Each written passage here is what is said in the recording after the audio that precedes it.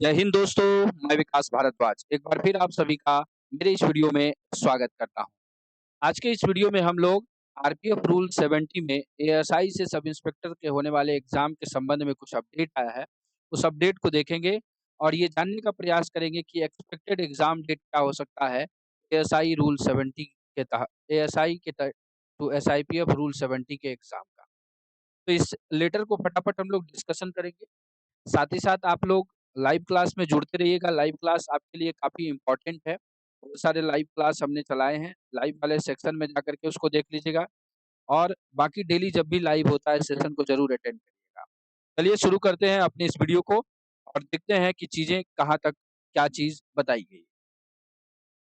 तो आपको ये लेटर दिख रहा होगा। ये लेटर इश्यू हुआ है और इस लेटर के में ये कहा गया है कि सेंट्रलाइज़्ड सिलेक्शन जो भी promotion to ASI to IPF का है under rule 70 of RPF rule 1987 all over zonal railways and RPSF के बारे में बताया गया। इसके संबंध में पहले एक 26/9 को एक लेटर निकला था जिसमें कि एलिजिबल कैंडिडेट जहां पर भी था उसका सर्कुलेशन किया गया था और उनसे अनकंडीशनल विलिंग और अनविलिंग एप्लीकेशन मांगा गया था।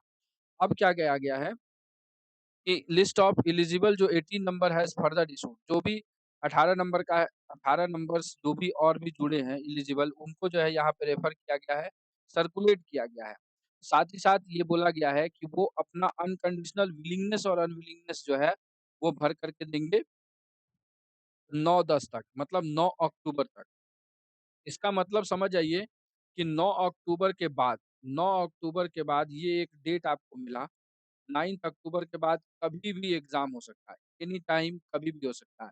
क्योंकि ये सेल्फ डिक्लेरेशन माँग लिया गया है, रूल 70 के तहत उनके उनके लिए विरुद्ध किसी प्रकार की कोई डिसिप्लिनरी प्रोसीडिंग तो नहीं चल रही है और वो पनिशमेंट के अंदर तो नहीं है कोई भी या फिर कोई केस वगैरह या पुलिस केस तो नहीं चल रहा है। तो इसका मतलब अब समझ जाइए कि एक्सपेक्टेड डेट अगर हम लगाएँ यहाँ पर आपको इस एग्ज़ाम का, तो एएसआई रूल 70 का एग्ज़ाम आपको अक्टूबर मंथ में निश्चित रूप से हो जाएगा। चाहे वो एंड अक्टूबर तक हो, होना ही होना है। तो इस तरीके से एएसआई रूल 70 का एग्ज़ाम जब अक्टूबर में हो जाएगा, तो जैसे ही एएसआई रूल 70 का एग्ज़ाम होगा, तो ये याद रखिए दोस्तों एएसआई रूल 72 का एग्ज़ाम उसके तुरंत 1 हफ्ता, 10 दिन, 15 दिन के बाद ज़रूर हो जाएगा। तो जो लोग एएसआई रूल 70 का एग्ज़ाम दे रहे थे तो उसके लिए ठीक है, वहाँ पर कि उनका ये एग्ज़ाम हो जाएगा, लेकिन अब जो एएसआई का एग्ज़ाम होना है रूल 72 का, उनको जो है तुरंत यहाँ पर मौका मिल जाएगा इन चीज़ों को लेकर के। तो समझ गए? तो आपका अक्टूबर मंथ के एंड तक ये हो गया 70 रूल एएसआई से सब इंस्पेक्टर का और आपको 72 एएसआई का जो एग्ज़ाम है, वो इसके तुरंत बाद आपका हो जाएगा। तो इस वीडियो में बस यही डिस्कस करना था। आशा करते हैं कि आपको चीज़ें समझ में आ गई होंगी। साथ ही साथ जो लोग भी आरपीएफ एलडीसी से जुड़े हुए हैं और आप डिपार्टमेंटल एग्ज़ाम की तैयारी कर रहे हैं, तो आपके लिए आरपीएफ एलडीसी ने अपना एक ऐप बनाया है, उस ऐप को आप ज़रूर इंस्टॉल कर लीजिएगा और एग्ज़ाम से पहले मॉक टेस्ट की प्रैक्टिस ज़रूर कर लीजिएगा। मॉक टेस्ट में एनरोल करके आप वहाँ प्रैक्टिस कर लीजिए, जिससे ये पता चल जाएगा कि आपकी तैयारी कैसी है और अगर कुछ कमी-बेशी होगा, तो आप मॉक टेस्ट को जब अटेंड करेंगे, तो आपका वो नॉलेज एनहांसमेंट वहाँ पे हो जाएगा। तो इस प्रकार से आप अपने एग्ज़ाम को आसानी से क्रैक कर पाएँगे। तो आशा करते हैं कि सारी चीज़ें आपको इस एग्ज़ाम के बारे में समझ में आ गई होगी, जो मैं समझाने का प्रयास कर रहा था।